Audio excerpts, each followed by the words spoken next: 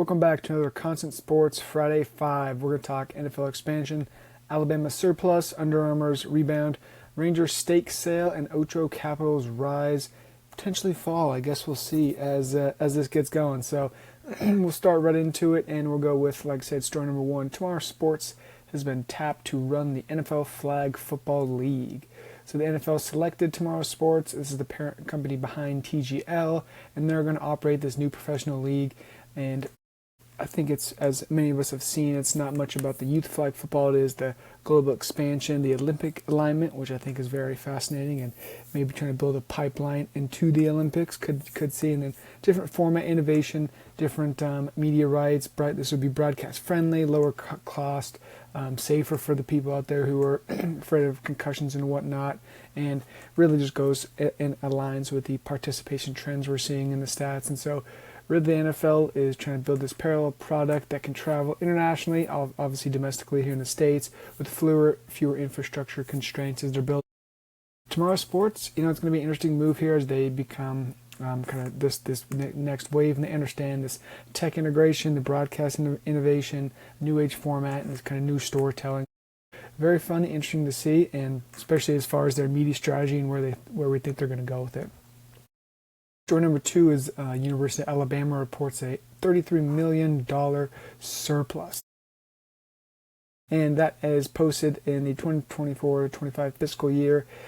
And we have a few things where we think this shows, which is the top 2 programs are clearly building these war chests with the amount of money and revenue that they're creating. These elite brands in college sports remain just revenue juggernauts for the kind of the revenue generating sports, football, basketball, and the gap between the haves and have-nots could be getting bigger as we see. And so Alabama's winning games, but they're not winning national championships, which is, I think, is kind of this interesting back and forth. And so they've capitalized on this era of college athletics, really, in my opinion, turning into professional athletics at this point until they can figure that out with the players and unionizing or becoming employees, what have you. But going on to story number 3, Under Armour beats expectations. So Under Armour exceeded Q3 expectations over a little while back, and they raised their profit guidance.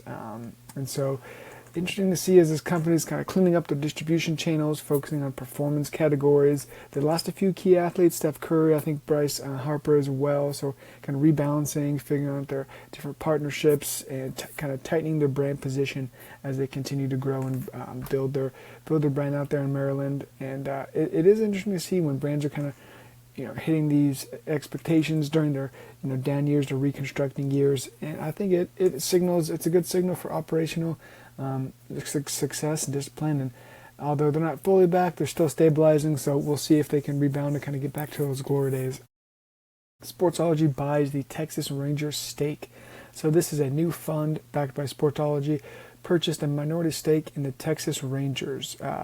We continue to see this minority stake transactions as a liquidity mechanism for sport, and so teams are giving up a small minority stake, get that cash infusion, and hit the ground running, especially with baseball season here in full swing right around the corner. So full franchise sales are going to be rare.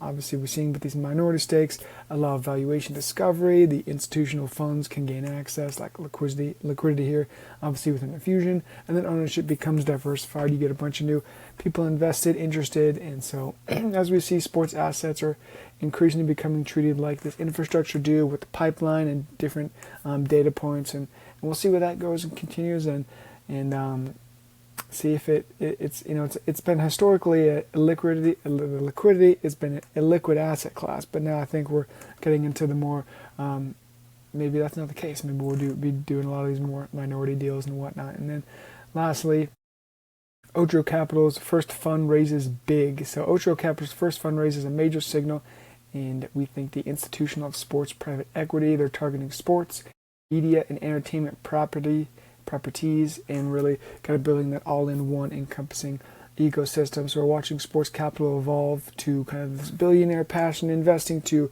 now it's a multi-structured asset portfolio strategy where you're creating these kind of models, these governance models, operating at efficiencies, kind of the data, the commercial scalings, and obviously the exit, which we'll see, 10 years, 15, 20 years, whatever it is.